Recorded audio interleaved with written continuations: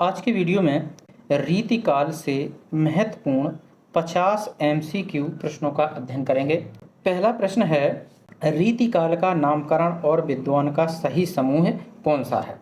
तो इसका जो सही समूह है वो डी आंसर इसका सही है, क्योंकि रीतिकाल डॉक्टर जॉर्ज ग्रियर्सन ने नाम दिया, अलंकृत काल मिश्र बंधुओं ने दिया, रीतिकाल आचार्य रामचंद्र शुक्ल ने दिया है। तो ये तीनों सही हैं, इसलिए डी इसका राइट आंसर हो जाता है। नेक्स्ट प्रश्न है कि निम्न में से कौन सा समूह सही है? इनमें से कौन सा समूह सही है? तो इसमें देखिए, श्रृंगार काल विश्वनाथ प्रसाद मिश्र ने कहा ये सही है, कला काल डॉक्टर रामशंकर शुक्ल ने कहा है ये भी सही है, रीतिकाल रामचंद्र शुक्ल ने नाम दिया ये भी सही है, इसलिए डी इसका राइट आंसर हो जाएगा। नेक्स्ट है कि निम्न में से कौन रीतिबद्ध कवि नहीं है? इनमें रीतिबद्ध कवि कौन नहीं है? तो इसमें घनानंद रीतिबद्ध कवि नहीं है। अब रीतिबद्ध कवि हैं कौन कौन से? एक तो हैं, देखिए, केशव दास का नाम आता है रीतिबद्ध कवि में, केशव दास। चिंतामणि का नाम आता है। कुलपति मिश्र थे, वो भी रीतिबद्ध कवि हैं। देव रीतिबद्ध कवि हैं। भूषण रीतिबद्ध कवि हैं। भिखारी दास रीतिबद्ध कवि हैं।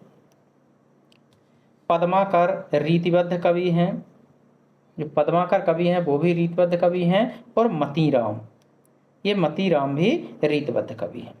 अब रीति सिद्ध कवि कौन कौन से हैं? तो आइए रीति सिद्ध कवियों को जान लेते हैं। ये तो क्योंकि रीतिकाल के 3 भाग हैं। रीतिकाल के जो कवि हैं उनको 3 भागों में बांटा गया है। पहला भाग था रीतिबद्ध कवि, दूसरा था रीति सिद्ध कवि और तीसरा था रीति मुक्त कवि। तो रीति सिद्ध कवि जो हैं उनको देख लेते हैं कौन कौन से हैं। तो रीति सिद्ध कवि हैं। बिहारी का प्रमुख नाम आता है रीति सिद्ध कवियों में। बेनी वाजपेयी रीति सिद्ध कवि हैं। कृष्ण कवि। रसनिधि,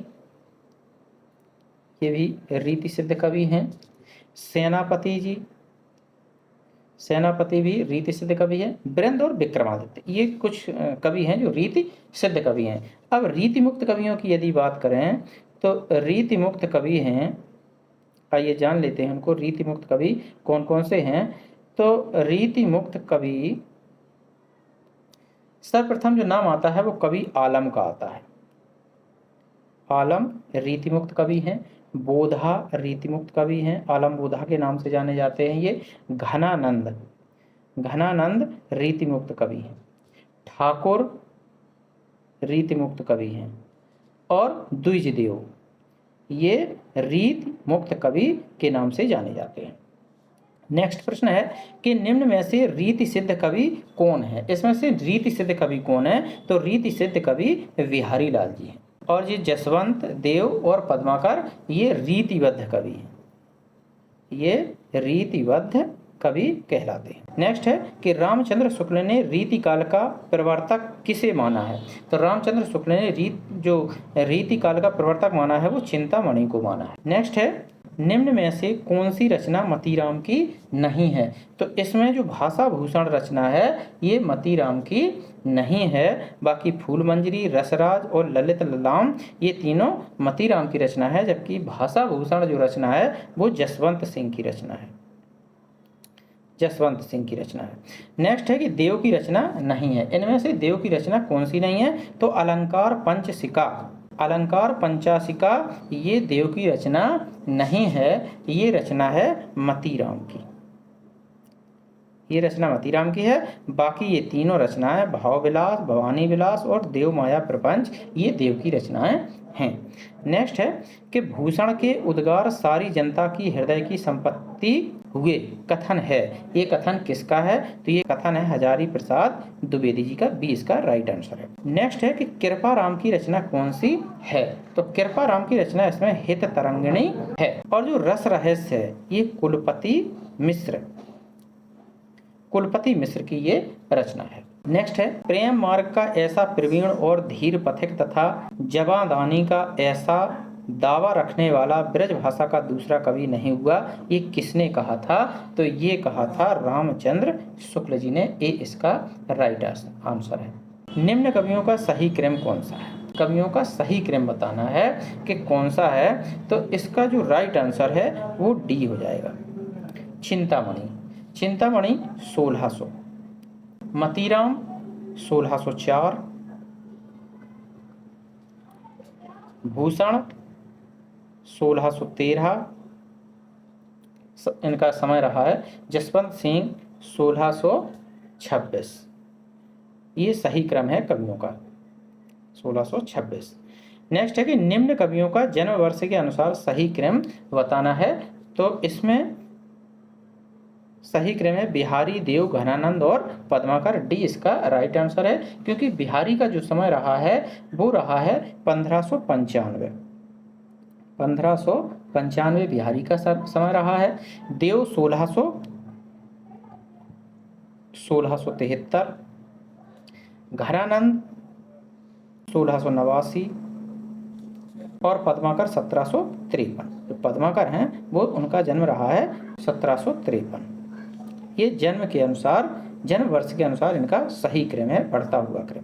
नेक्स्ट है कि जिस कवि में कल्पना की समाहार शक्ति के साथ भाषा की समाहार शक्ति जितनी अधिक होगी उतनी ही वह मुक्तक की रचना में सफल होगा, कथन किस आलोचक का है? तो ये कथन है रामचंद्र शुक्ल का। नेक्स्ट है कि कविता उनकी श्रृंगारी है पर प्रेम की उच्च भूमि पर नहीं पहुंचती, रामचंद्र शुक्ल का कथन किसके लिए है? तो ये कथन है बिहारी लाल जी के लिए। आचार्य रामचंद्र शुक्ल ने कहा था ये कथन बिहारी लाल जी के लिए। नेक्स्ट है कि रीतिकाल के प्रतिनिधि कवियों में पद्माकर को छोड़ और किसी कवि में मतीराम की सी चलती भाषा और सरल व्यंजना नहीं मिलती, कथन किस आलोचक का है? तो ये आलोचक थे आचार्य रामचंद्र शुक्ल। रामचंद्र शुक्ल ने ही ये कथन कहा है। नेक्स्ट है कि इनका सा अर्थ सौष्ठव और नवोन्मेष बिरले ही कवियों में मिलता है, शुक्ल का यह कथन किस कवि के लिए कहा गया है? तो ये कहा गया है कवि देव के लिए। नेक्स्ट है कि अलंकार, निरूपक, ग्रंथ और आचार्य कौन सा समूह सही है? तो इसका जो समूह सही है, देखिए मतीराम ललित ललाम बिल्कुल सही है। भूषण शिवराज भूषण की रचना की है, बिल्कुल सही है। दूल्ह कविकुल कंठाभरण ये भी सही है, इसलिए इसका राइट आंसर डी हो जाएगा, उपयुक्त सभी। नेक्स्ट है कि निम्न में से कौन सी रचना चिंतामणि की है? चिंतामणि की कौन सी रचना है? तो इसमें जो चिंतामणि की रचना है वो है कविकुल कल्पतरु, ये चिंतामणि की रचना है। बाकी और जो रचनाएं हैं, तो अंग दर्पण है रचना, वो रसलीन की रचना है। भाषा भूषण जसवंत सिंह की रचना है, और जो रस पीयूष निधि है ये सोमनाथ की रचना है। नेक्स्ट है कि कौन सी रचना पद्माकर की नहीं है? इनमें से कौन सी रचना पद्माकर की नहीं है? तो ये काव्य कल्प द्रुम पद्माकर की रचना नहीं है। नेक्स्ट है कि भाषा प्रवीण सुछंद सदा रहे सौघन जू के कवित्व बखाने किसने कहा है? तो ये कहा है ब्रजनाथ जी ने। नेक्स्ट है कि यह एक ऐसा कवि है जो सचमुच अपनी पीड़ा में ही रो रहा है, दिनकर ने किसके लिए ये कहा है? तो ये कहा है घनानंद के लिए, कवि घनानंद के लिए दिनकर जी ने कहा था। घनानंद की रचना कौन सी नहीं है? तो घनानंद की रचना इश्कनामा नहीं है। इश्कनामा जो रचना है वो बोधा की रचना है, कवि बोधा की रचना है इश्कनामा। नेक्स्ट 23वां प्रश्न है, प्रेम की पीर या इश्क का दर्द इनके एक एक वाक्य में भरा पाया जाता है, शुक्ल ने किस कवि के लिए कहा है? तो ये कहा है आलम के बारे में, आलम के लिए कहा है शुक्ल जी ने, रामचंद्र शुक्ल जी ने। नेक्स्ट है कि बोधा की रचना कौन सी है? इसमें बोधा की रचना कौन सी है? तो बिरह वारिस ये बोधा की रचना है, और इश्कलता जो रचना है वो घनानंद की रचना है। इश्कलता घनानंद की रचना है। वियोग वेली ये भी घनानंद की रचना है, और आलम केल आलम की रचना है, ये आलम की रचना है। नेक्स्ट है कि कवि कुल कंठाभरण किसकी रचना है?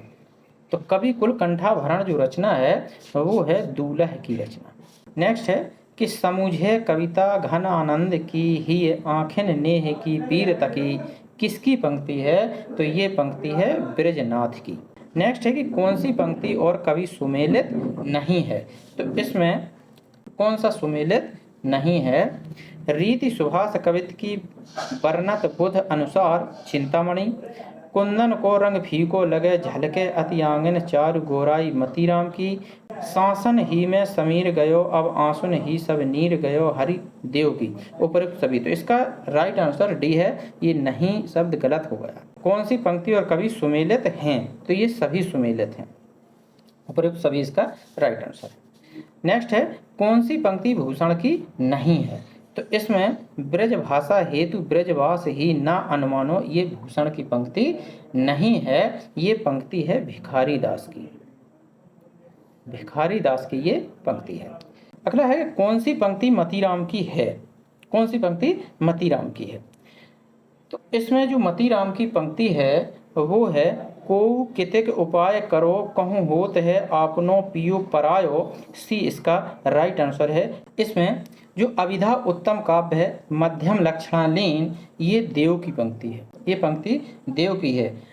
आगे के कवि रीझ हैं तो कविताई, ये भिखारी दास की पंक्ति है। ये भिखारी दास की पंक्ति है। नैन नचाए कही मुस्काए लला फिर अयो खेलन होरी, ये पद्माकर की रचना,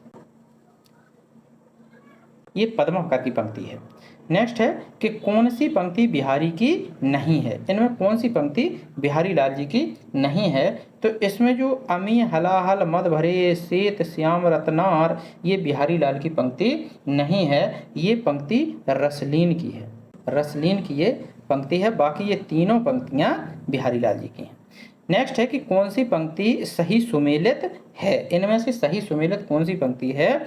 तो इसमें देखिए, कागत पर लिखत न बनत कहत संदेश लजात, ये बिहारी की पंक्ति बिल्कुल सही है। सुकविन हूँ की कछु कृपा समुझ कविन को पंथ, भूषण की है, सही है। रीति सुभाषा कवित की वनत बुद्ध अनुसार, ये चिंतामणि की है। इसका राइट आंसर डी हो जाएगा, यानी कि उपयुक्त सभी, ये सभी सही हैं। नेक्स्ट है कि पद्माभरण का विषय क्या है? तो पद्माभरण का विषय है अलंकार। नेक्स्ट है कि कौन सी पंक्ति सही सुमेलित है? इनमें से कौन सी पंक्ति सही सुमेलित है? कनक छुरी सी कामनी काहे को कटछीन, आलम की पंक्ति है, सही है। अति सूधो स्नेह को मार्ग है जह ने कुशयन पाक नहीं, घनानंद की पंक्ति है। दाता कहा सुर कहा सुंदर सुजान कहा, बोधा की पंक्ति है। डी इसका राइट आंसर है, यानी कि उपयुक्त तीनों पंक्तियां ये सही हैं।